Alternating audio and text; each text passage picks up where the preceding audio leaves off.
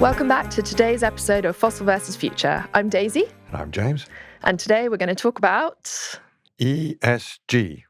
What about ESG? ESG, short for Environmental, Social and Governance, is a framework used to evaluate how companies manage sustainability considerations.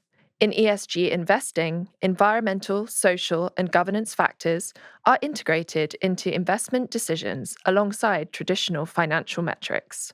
So what does ESG analysis actually measure? Environmental factors include climate change policies, resource use, pollution, energy efficiency, waste management. Social factors include labour practices, human rights, community relations, diversity and inclusion, and customer relations. Governance factors include board structure and independence, executive compensation, anti-corruption policies, and corporate transparency. The term ESG was first coined in a 2004 UN report, Who Cares Wins, which mainly argued that companies addressing these issues would be more successful in the long run. Many investors now view ESG not just as an ethical consideration, but as a strategy for long-term profitability and risk management. Companies with strong ESG performance tend to be more resilient, innovative, and better positioned for sustainable growth.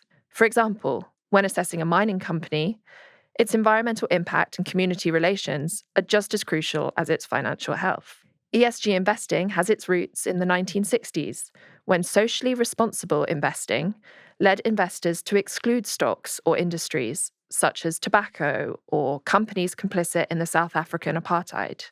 While ethical values still drive many ESG investors today, the approach has evolved to focus on financial materiality.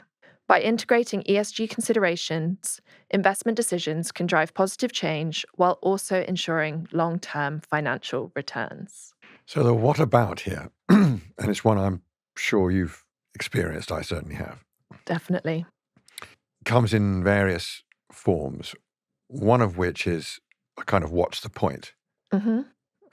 Investment is amoral, has metrics, not really interested, shouldn't be interested in politics, shouldn't be doing good. It's all about returns.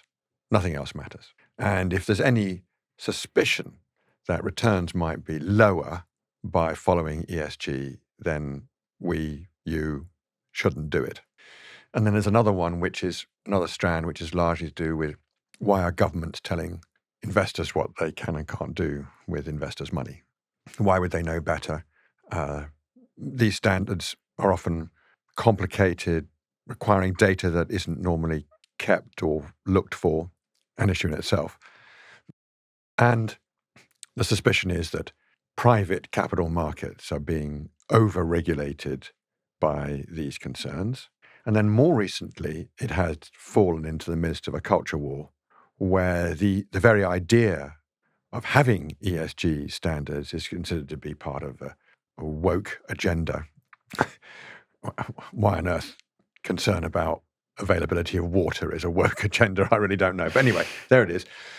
Because it's fallen into the culture wars, maybe most obviously in the United States. In the US, yeah. The backlash against any fund that uses them has been material. People have been withdrawing funds from funds that have ESG criteria. It's got to the point where state pension funds in the States have had a political direction not to invest in funds that have adopted ESG standards. And then there's also been a trend in recent weeks, maybe particularly since the election of Trump, that various investment firms have got off platforms or coalitions or various ways in which they had previously identified their interest in this theme and used it to market for more investment in their funds, dropped these labels very fast, and either found ways of quietly getting on with it. We better come back to this weird word, greenhushing. Yes. or just abandoned as fired people who worked in the ESG department, or really, really changed tack completely. Yeah, there's been such a shift from sort of early ESG and this idea of greenwashing and companies saying we're sustainable and having a high ESG rating, and then the world saying that they were greenwashing, that they were exaggerating their environmental credentials and using it as a marketing tool rather than genuinely having some sort of environmental benefit or social benefit. Whereas now, like you say, companies have started to realize that there is a business case to doing these things. And so they're continuing to have these social environmental initiatives and practices and policies, but they're green hushing. And rather than talking and using ESG or sustainability as a marketing tool, it's now being used as something in the background to not shout about. Literally going quietly. Yeah. It's really extraordinary. I mean, and it's happened fast. Some of these net zero alliances, banks, big funds that really used the thesis that if you have high ESG standards, or if you've, let's be rude about it, ticked all of the boxes and got a rating of some kind, that would attract investment, because the marketing power behind these institutions is such that, when investors of all sizes, including, of course, retail investors, wonder where to put their money, and they feel like maybe if I put money in a fund that says it's doing all these sensible things about environment and society and are well governed, why would that be a bad thing? I'll put my money there. And this clearly increased flow. There were more and more funds that had these labels. So much so, as you say, that there was a suspicion that it was, very shallow, or it wasn't really doing very much other than marketing. And so you had a reaction to that, first of all in the public domain, with organizations criticizing funds for basically paying lip service to these sorts of criteria and carrying on investing in pretty much the same way. So you'd find an ESG-rated fund doing very much the same thing as a non-ESG-rated fund, especially in public equities. It's sometimes quite hard to tell the difference. You'd look at your portfolio and you'd see roughly the same sorts of stocks, a division perhaps between slightly better versus the slightly worse. Yeah. Or someone else, or a stock. Best in the sector or best something. in the sector, or someone who'd done quite a good job of marketing their ESG credentials to get the, you know what I mean? We had that.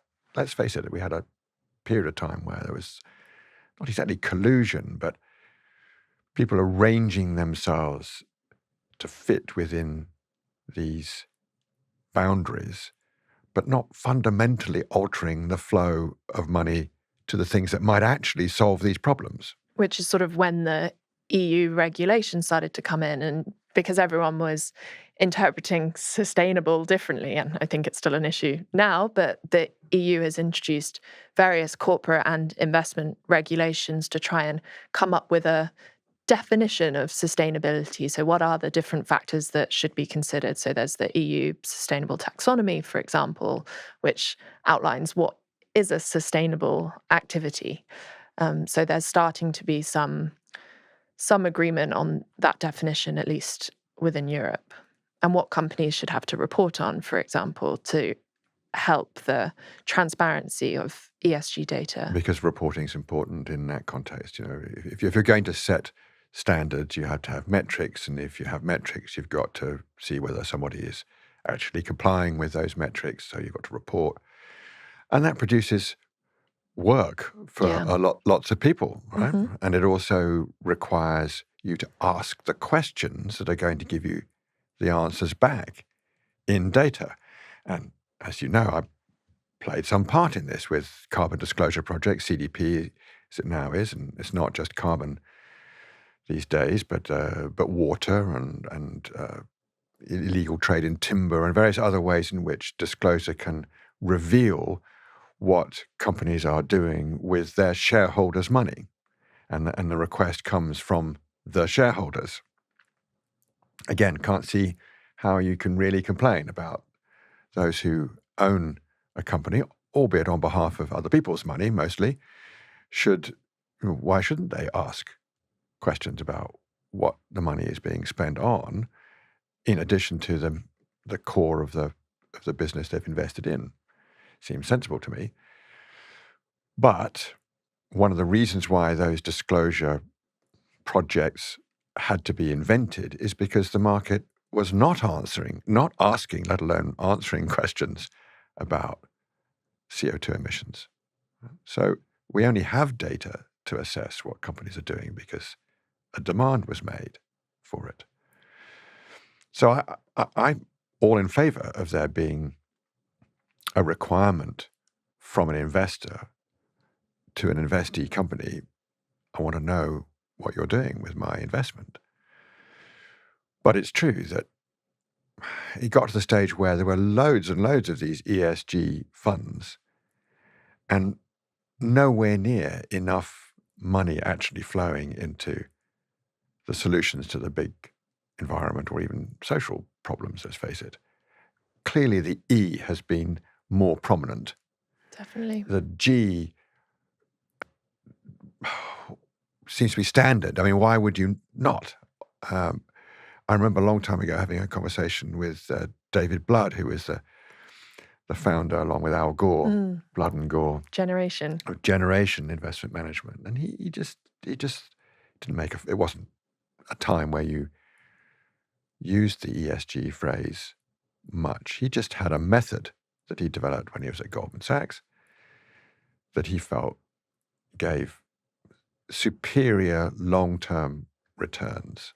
Yeah, it's just good investing. Just good investing. And he's, let's face it, built a really substantial institution that practices that, has rigorous research, very disciplined allocation of capital, very successful investment business.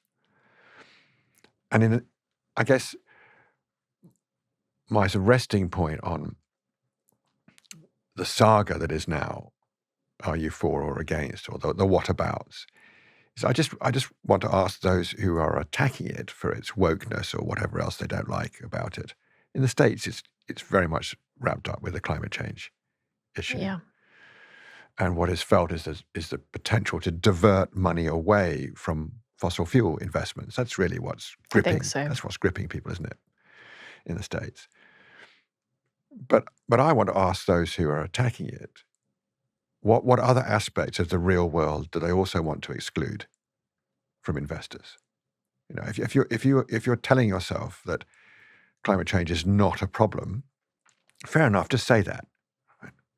But for those who understand the science and those who can understand evidence, if you're exercising responsibility with other people's money on a board or in a fund, and you're pretending that there isn't solid scientific consensus about the climate change problem, then you're operating in a different space, right? I mean, by all means, comfort yourself that there's not a problem. Fine. There is. There really is. Well, I don't think there would be the ESG backlash to the scale that it's now happening if there wasn't some fear about the fact that climate change was really happening, and if these fossil fuel interests weren't getting nervous about ESG investing, sustainable investing in this new economy that we're moving towards. I think more investment has gone into solar now last year than fossil fuels, and so the energy transition is happening. It's underway. And I think fossil fuel interests are nervous about it, and I don't think there would be the fuss about ESG if there wasn't that. Yeah, I'm sure that's the case. Equally, I'm not very interested in people talking about ESG this and having nice brochures and, good marketing if the money's not going into reducing risk and finding opportunity in the real world. Right? And it may well be that after all of this toing and froing and whose side are you on and whataboutism, you just end up with someone asserting confidently by doing it that investing in the solutions is highly profitable. I would have to say that there's always been a tendency for investment to be brutally short-term. And even the long-term investors invest in a series of short terms, right? You'd like to think there was a benign capital pool out there that was really, really interested in producing wealth for a nation or for a pension beneficiary over their lifetime. And, those claims can be made. Of course they can. But the harsh reality is if they're investing in the stock market, they're investing in daily movements, actually second by second movements, that the market spins at an unbelievable pace. And all investors are affected by that. And so much of the market is a trader's market, we talked about this before, rather than a real, in my view, real investor's marketplace. Mm-hmm. So it's hard to see how ESG labeling fundamentally alters that tendency. And changes outcomes. I mean, I'd like to think that we could develop practices in the investment world, especially in the big capital markets, that reveal the value of investing in real assets, in infrastructure, in the innovation required to fix complex societal problems, and really emphasizing the idea that money is instrumental for something. Mm-hmm. And it's always been an insufficient, a meager, rather weak answer to say, well, profits. Oh, yeah, okay. But if you've externalized all the cost to someone else, it's not really doing the world you live in much value. Right? So at its best, what the ESG movement did was to challenge orthodoxies and a kind of laziness in the argument that investing is merely about quarterly returns, even if it's mostly about quarterly returns, right? Everyone checks the numbers. They don't comfort themselves, really, that they were doing good things with their money if they lose. That's just it, isn't it? Yeah. Yeah, I think that's a really interesting way that I've heard it be talked about is this idea of value versus values. And I think at the beginning of ESG investing back in the 60s, it really was about values and not wanting to invest in tobacco or alcohol or South Africa because of, political, moral, ethical reasons. Yeah. But now there's been this shift towards value, financial value, and the fact that considering these ESG factors will bring long-term financial value. And there's this mix-up, and I think different people use the term ESG to mean slightly different things, and it's kind of become a bit of a catch-all for different motivations. So you have it became a label, didn't it? I mean, yeah. And a really, really brief shorthand description of everything related to all manner of complicated matters. Exactly. And it is complicated, really complicated. But I mean, someone like BlackRock, the biggest asset manager, they get attacked from both sides, though. They have the anti-woke, why are you considering ESG? And then they have people from the other side saying, how dare you call your fund ESG when you're the largest asset manager in the world doing all these awful things to the environment and society. So, yeah, I think there needs to be more clarity around the different motivations. And maybe we are moving to a world where those motivations are. Aniket Shah speaks really well about this topic and about ESG versus impact investing and this idea of value versus values and how today society's values are driving value. And maybe we'll shift to a world where ESG and impact investing go away as terms because they will sort of merge into the values and value will come together. And that would be a success. We used to argue at Carbon Disclosure Project, CDP, that we would have succeeded if we ceased to exist. Right? Yeah. Right? So I like that notion. It's quite an encouraging thought. There shouldn't have to be sustainable investing because all investing should be sustainable. I mean, that would be great, wouldn't it?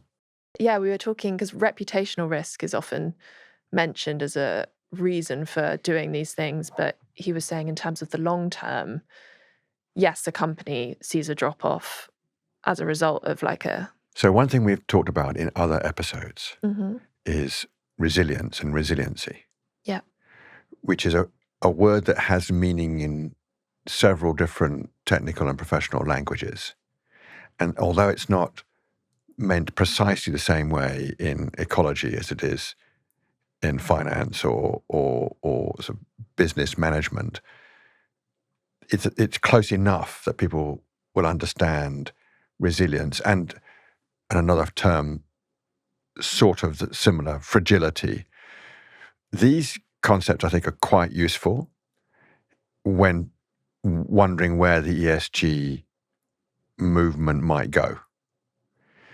Equally, one of the things that we've learned and we talk about in respect, of course, of the climate change problem, but there are similarities in other forms of environmental change, is when you have non-linear risk. And even though that language might not be practiced every day in your average corporation, a company, like any small organization, any organization knows that when things start to slide away from you, when cash runs out, then everything speeds up. The kind of non-linearity feeling becomes very alarming. And I sense that that's a space where you could find a lot of common ground and get out of some of the political discourse around ESG. Try and concentrate hard on the things that build up resilience or deal adequately with fragility, or find ways to manage some of the scarcity of supply issues, or the possibility that by behaving in a foolish way in any of the E, S, or G categories, you could quite suddenly lose. And a lot of investors have that as a first instinct. And a lot of business managers or senior executives in companies are trained to be alert to that sudden shift in value. It's really interesting. I've heard that resilience is going to be one of the new terms that is used now. ESG is being deleted from web pages. I think resilience will be a term we see replacing it. And let's face it, if we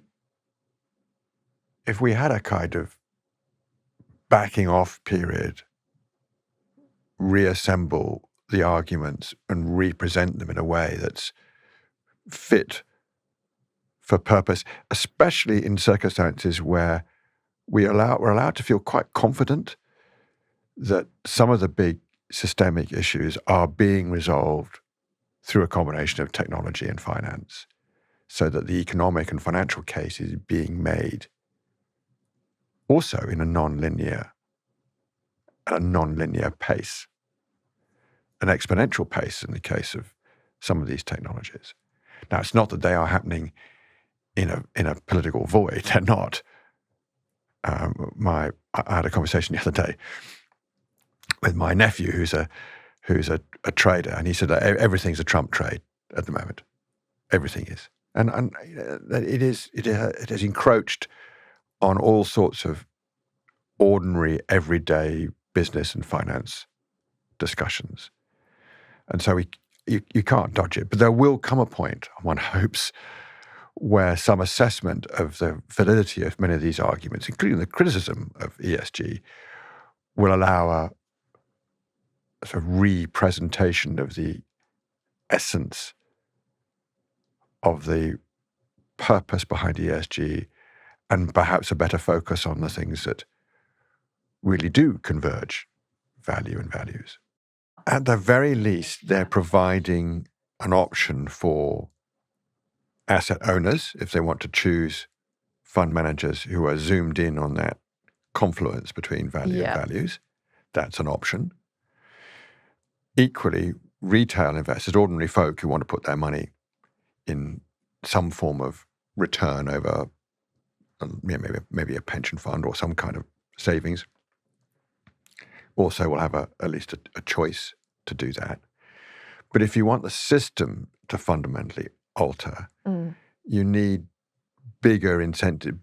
You need some form of intervention, almost certainly by a government or by a marketplace, a stock exchange, that pulls those two things together, that emphasizes the need for capital, private capital, to fix certain problems in the real world.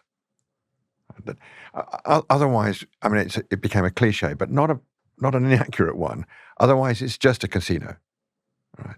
If it really doesn't matter, if it is all about playing a game, then why not just have a casino? Just punt every day. Clearly, capital markets are not that. But there's been a tendency to kind of accept anything that could be traded as having value, and that all that matters is the return. And that's not what the London Stock Exchange is about. If funnily enough, Julia Hoggart, who's the CEO at the moment, her background is in development economics. Interesting. She's genuinely concerned that the disconnect that the capital markets have somehow allowed to happen between what investment is for.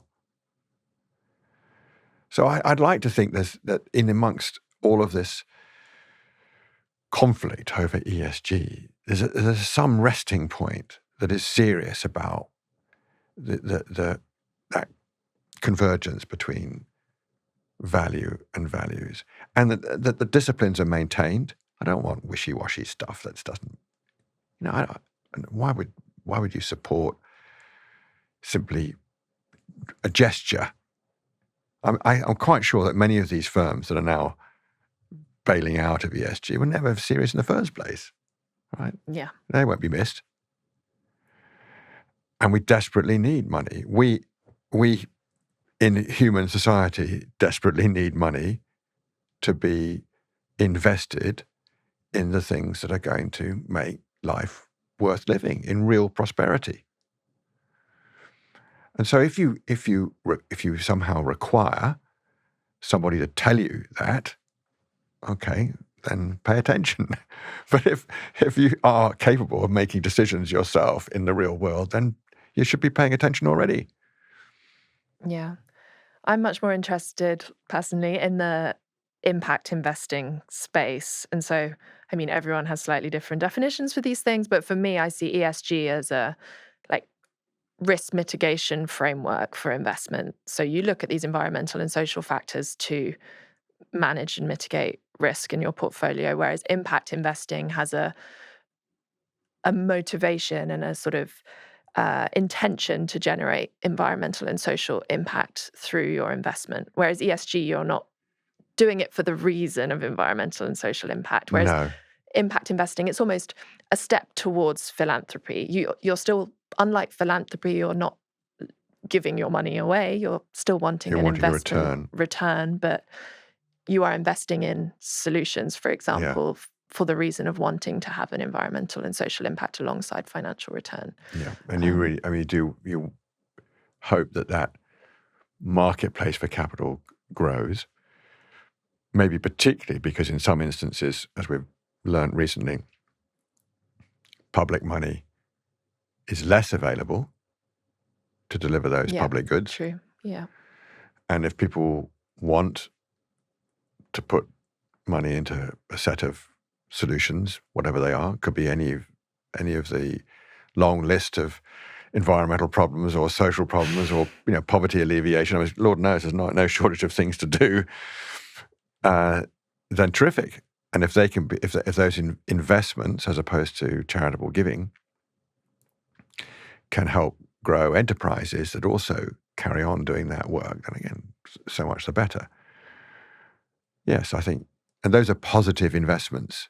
Yeah. As opposed to, I'm not doing anything really bad with my exclusionary. Yeah, exactly.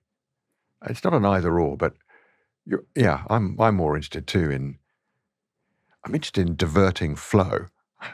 Truthfully, that's why, as you say, there's concern in the US that money will be diverted away from something that's currently being invested into something else.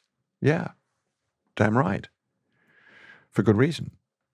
And if in the end that becomes straightforwardly a conflict between whether you think climate change is a problem or not, then fine, let's have that. Let's have that conversation. But now we're in a kind of, as you said, a conflict over the terminology, the use, and it's become a bit ridiculous. Yeah. And I mean, to do this additional analysis, as you said, does take time and is complicated. And I think that's the main reason that we're seeing a little bit of a pullback with some of the European regulations, because Europe has, I think it's over 80% of sustainable funds are in Is that right? Europe. And we have had these various regulations, but they're starting to pull back, like how many companies have to report for CSRD, for example. And I think that is this anti-competitive idea that these European companies are having all this extra work put upon them by regulators that they have to report XYZ. It takes a lot of resources, a lot of time.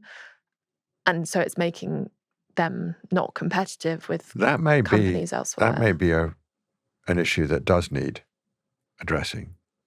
I mean, if you've ever been on the receiving end of some of those missives, there's an awful lot of form filling. You do need to build teams of people to service the requirements.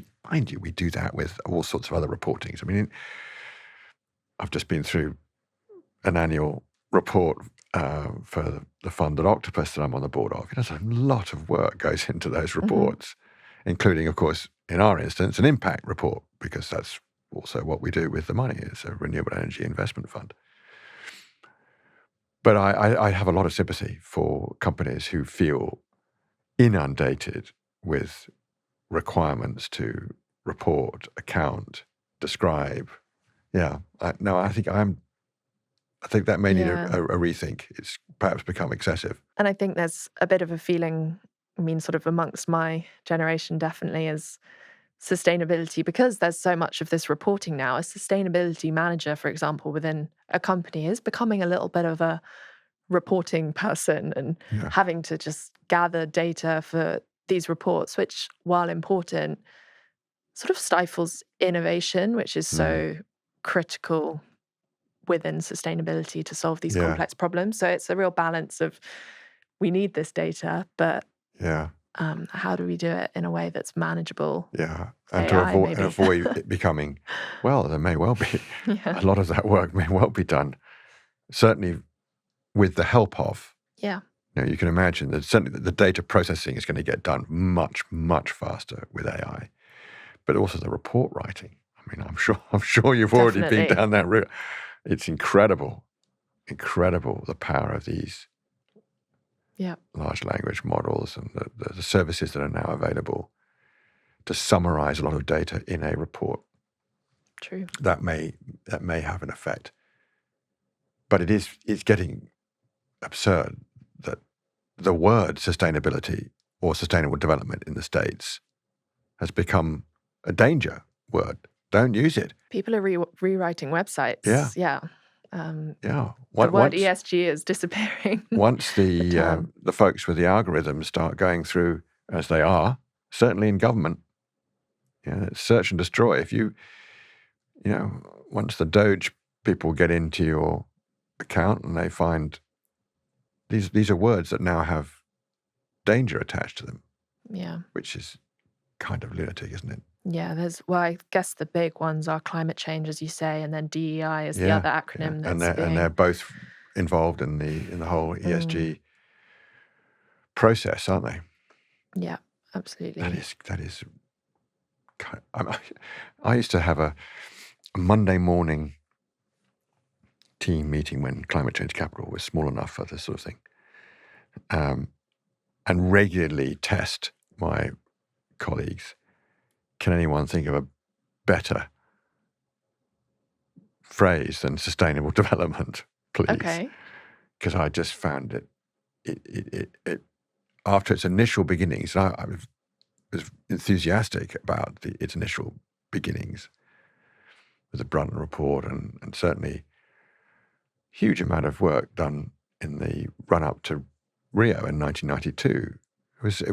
It felt like we'd found a really perfect combination of a sort of blending of worlds. And then I felt like it's a few years ago too, I felt like it was running out of power. And then it had a resurgence, I think.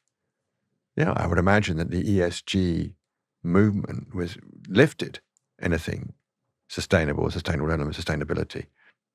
John Elkington was there at the beginning. People, his planet, phrase, profit. yeah, he was central to the whole story. Still is. But even John withdrew his was it like management framework? I think he called it, because people were using it in the wrong way as a tick box. It's good that we mentioned John, actually, because he's a big figure here and a very reliable guide to how one should interpret these words and think about their relevance. And I've obviously worked with John, as you have. He's very good at finding what it is that actually matters to decision makers and then zooming in on that. And he's a good listener too. And I think one of the characteristics of the ESG movement that does require some self-analysis and reflection is that it did overreach on several occasions. I think it did overprescribe and didn't adequately respect the difficulty of applying some of these principles to investment. A certain amount of humility might be required in the resetting, and some acknowledgement that we will talk about this in the context of war, but some of the distinctions became both unnecessary and misleading. So there's an awful lot to learn from the defense industry about material science. There always has been. There's loads of connections between innovation in times of war or for military usage and innovation for peaceful uses.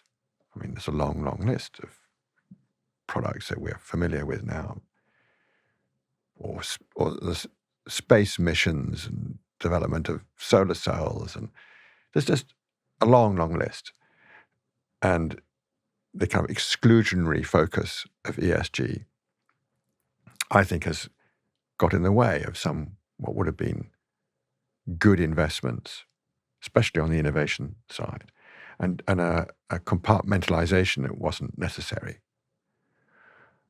I think you see that more clearly in the innovation space than elsewhere, but a lot of big companies have large investments in innovation, so it's not as clear-cut as small company investment versus big stock market, publicly listed companies' investment.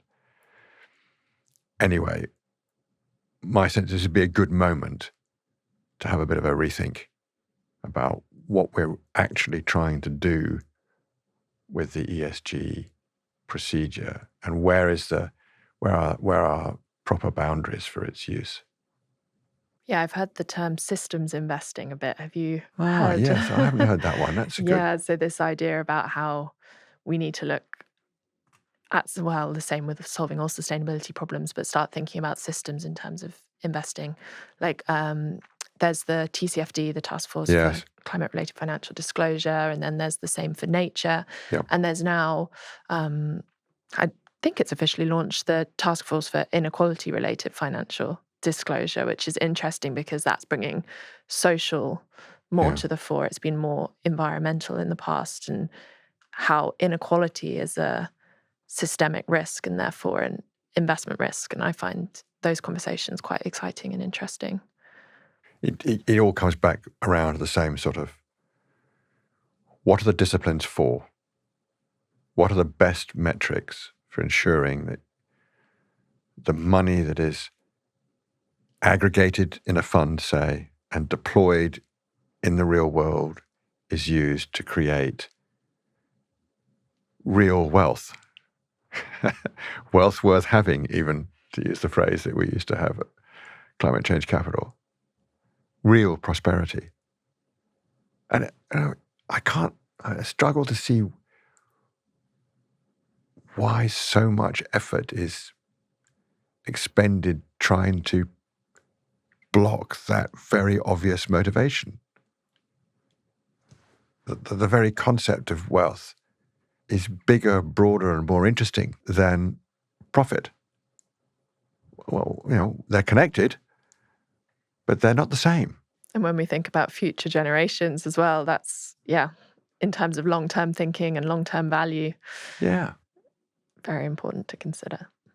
So maybe after all the conflict and strange reversals of TAC and assessment of the value of the three letters and all the procedures and form filling and antagonizing over definitions, we finish up